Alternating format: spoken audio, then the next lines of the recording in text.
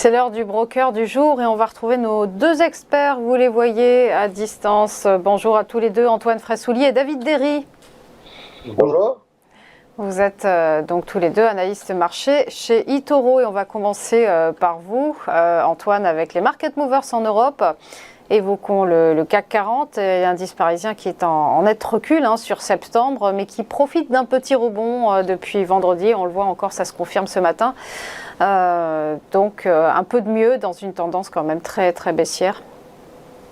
Oui, effectivement, alors septembre n'a pas dérogé à la règle, puisque traditionnellement c'est le plus mauvais mois de l'année et les indices en général, notamment le CAC, a fini en baisse de quasiment 6%. Donc le faisant entrer dans un bear market, c'est-à-dire plus de 20% de baisse depuis le début de l'année. Sur le troisième trimestre, le CAC 40 donc perd 2,7%. C'est 3 trimestres consécutifs de baisse, ce qui n'est pas arrivé depuis 2009. Il faut dire que toutes les mauvaises nouvelles se sont accumulées sur tous les fronts. Au niveau macroéconomique, on a vu que l'inflation en zone euro atteignait les 10%, donc on a atteint la fameuse barre des 10%. C'est vrai qu'en Allemagne, on a atteint 11%, donc on a eu un avant-goût de ce qui pouvait nous attendre. Par ailleurs, l'euro touche un plus bas depuis 20 ans face au dollar, à 0,96, et puis on a aussi des rumeurs de sabotage, notamment dans le gazoduc Nord Stream 1 en mer Baltique, couplé aussi à des risques politiques en Italie avec l'élection des extrêmes. Et pour rien arranger, on a aussi la deuxième banque suisse qui a fait très peur lors de ce week-end. Ceci étant, donc là, on va dire toutes les mauvaises nouvelles sont quand même quasiment pricées dans le marché. Après 20% de baisse depuis le début de l'année, c'est normal qu'on ait un rebond en ce début de quatrième trimestre. On le voit sur le CAC 40, donc on rebondit, on atteint quasiment 5900 points. Donc on reprend quand même on reprend 250 points depuis les plus bas. Si on regarde graphiquement, on avait cassé ces fameux plus bas annuels qui étaient à 5750. On avait cassé 100 points à peu près. Et on réintègre ce niveau de support majeur.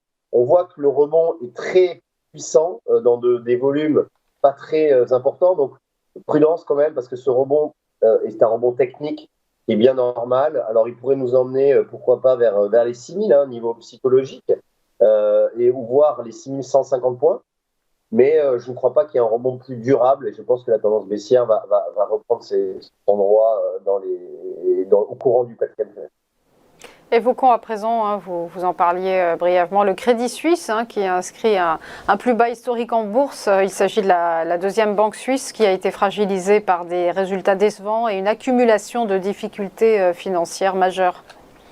Oui, alors effectivement, Crédit Suisse, qui est la deuxième banque suisse, hier, au pic de la séance, en début de séance, le titre a perdu quasiment 10%, faisant inscrire un plus bas historique. Donc c'est assez rare pour être noté. Crédit Suisse perd 60% depuis le début de l'année. Et c'est vrai que le groupe a été fragilisé par son pic des CDS. Alors les CDS, qu'est-ce que c'est ? C'est un instrument financier qui permet de se protéger contre un défaut de l'émetteur. Et ces CDS, plus ils augmentent, plus il y a de la défiance concernant cette valeur. Et donc, de Crédit Suisse, on a revécu un peu les pires heures de la crise de 2008. On a un CDS qui a atteint les niveaux de 2008. Alors, le directeur financier a essayé de calmer le jeu pendant le week-end avec un mémo, mais ça a eu l'effet contraire.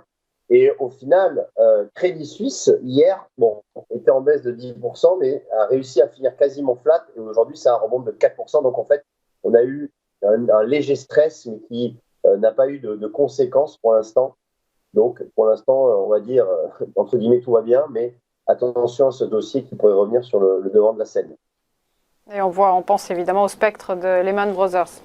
On va parler de Total Energy, qui au contraire est en très bonne santé.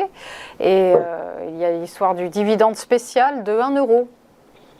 Oui, effectivement. Alors, on va finir quand même par une bonne note, parce que justement, Total a tenu une journée investisseur la semaine dernière, donc à New York, et le PDG de Total Energy a réservé une bonne surprise pour ses actionnaires, puisqu'un dividende spécial, un dividende extraordinaire va être versé au mois de décembre, donc un dividende de 1 euro par action.